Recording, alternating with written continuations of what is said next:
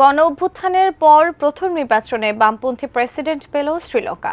সোমবার সকালে প্রেসিডেন্ট হিসেবে শপথ নেন অনুরা কুমারা দিশানায়েকে। দায়িত্ব নিয়েই দুর্নীতির বিরুদ্ধে কঠোর পদক্ষেপ নেওয়ার ঘোষণা দিয়েছেন তিনি। শাওন মাহফুজের প্রতিবেদনে বিস্তারিত।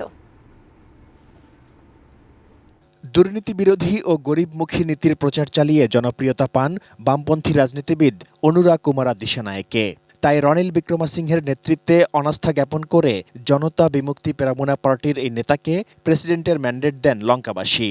সোমবার সকালে প্রেসিডেন্ট হিসেবে শপথ নেন অনুরা দিশানায়েকে। দায়িত্ব নিয়েই দুর্নীতির বিরুদ্ধে কঠোর পদক্ষেপ নেওয়ার ঘোষণা দিয়েছেন তিনি।